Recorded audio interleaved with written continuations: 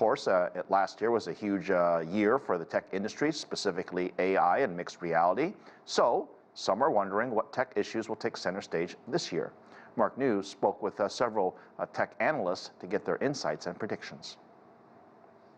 Infotech Research Group's Tech Trends 2024 report highlights how AI-driven business models will be one of the key trends to watch. OpenAI selling us ChatGPT through a subscription model. And then you have Midjourney and other image-based AI generators where you can give it a text prompt and get it to make you an image. This year, we'll see all sorts of different examples of business models where AI is the main driver of the value that's being created. For Constellation Research's Ray Wong, the most important trend is how companies improve the accuracy of their AI models. A lot of organizations are going to get to a point where they realize they're going to get to 83% accuracy in their model. Now, 83% accuracy is great when we're doing a drive-through order, not a big deal. 83% accuracy in healthcare, oh, that's not going to happen. So we're going to figure out if we're going to run out of data or not have enough data to get to a level of precision that your stakeholders are going to trust. We're going to see data collectors emerge where people share data so that they can get to higher level precision. But that ever-increasing appetite for data leads to the question, who will own it? So your genomics, your browsing history, your DNA, the other things that you search for, your preferences, that is going to be yours. And if customers and companies try to access that, they need to actually, one, seek your permission, two, get a value exchange. You can volunteer it, you can get paid for it, you can do it on a one-time basis, you can do it on a recurring basis, but that has to start with having data as a property right for each individual. Ingesting data to make AI smarter also leads to another key topic in the Tech Trends report, digital sovereignty. Last July, comedian Sarah Silverman, along with two other authors, filed a lawsuit against OpenAI and Microsoft, accusing them of using their copyrighted material to train AI models. In December, the New York Times sued those tech giants for similar reasons. Basically, these AI companies said, hey, we scraped everything on the internet and used it to train our models, and now it can reproduce the work of many writers, artists, visual artists, musicians, maybe in some cases, and especially computer coders and programmers. So what we've seen is a lot of different lawsuits contending that copyright wasn't respected. The Tech Trends report also highlights a sector that tech giant Apple has recently moved into with its Vision Pro headsets, spatial computing. It's making AI an interface for interacting with technology and will give us knowledge or content much more easily than we would be able to get it by typing on our mouse and keyboard. Also in 2023, autonomous vehicles ran into roadblocks in California when General Motors Cruise got its permit suspended after one of its driverless cars dragged a pedestrian. But Wong believes the technology will still make an impact. The challenge really is it going to happen in the cities? And the short answer is maybe not. Where it might happen the most is long-haul routes. And we see long-haul routes with, Tesla Semi or any kind of trucks going from interstate highways. And we think that's actually going to be the future. The Tech Trends report also brings up responsible AI, saying with respect to regulation, Europe is taking the lead. Wong also expects Europe to take the lead in creating a regulatory environment, while North America continues to push the limits on how data is captured and used. Mark New, CGTN, San Francisco.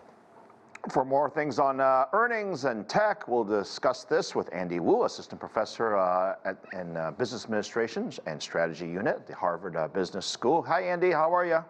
Hey, I'm great. How are you doing?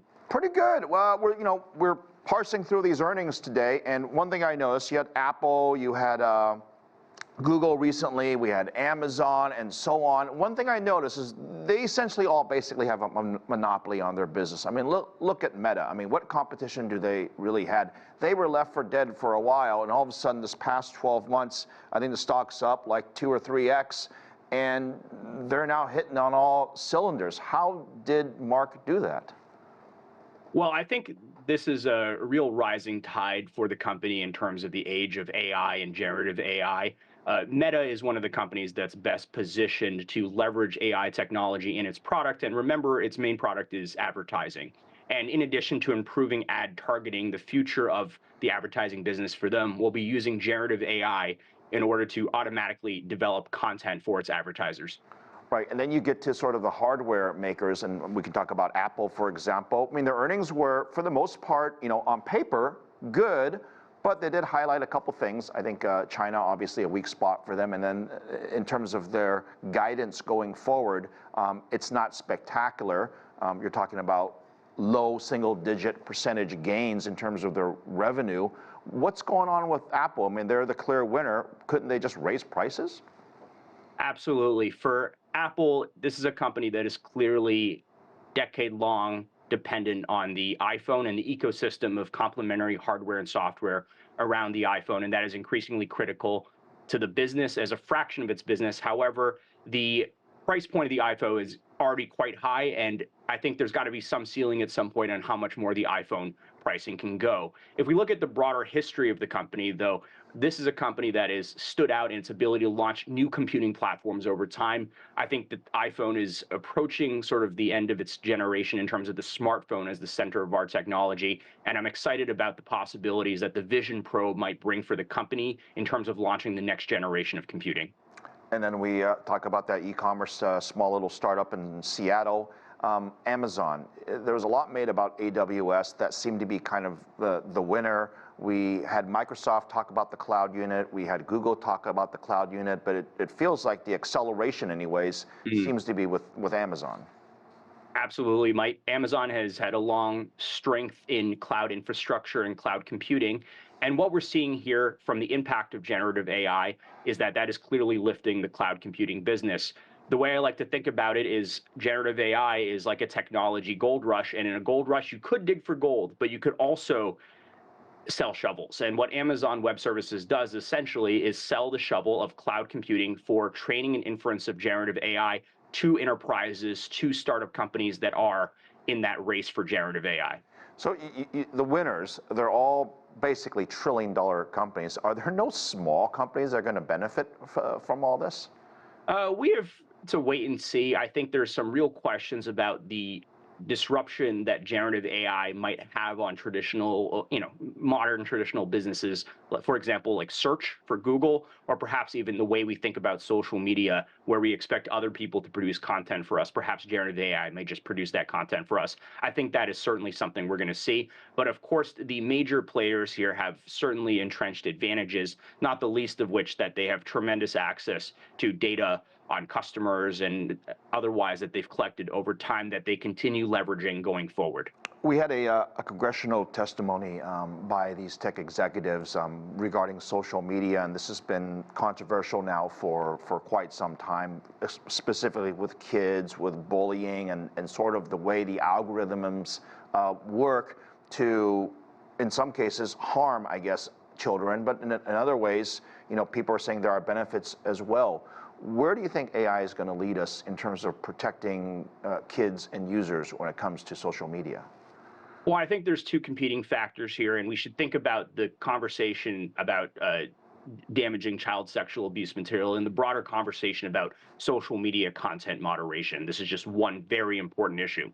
Now, there's two factors out here as we think about the future of AI. The first is that the AI can help facilitate content moderation at scale. Currently today, social media content moderation is very human-centric in that it requires a huge amount of people at great cost and great suffering in order to go through and moderate content. We may be able to automate some of that process.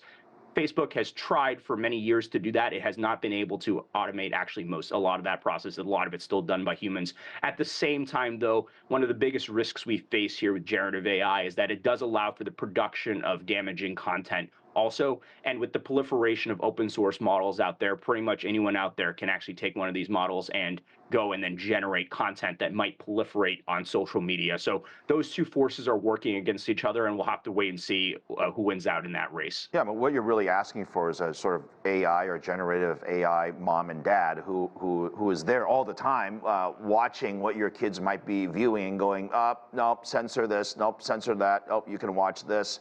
And you're right, the humans can't be there 24/7, but maybe AI could. But then I worry that once they develop that AI, they'll probably find a way around that too.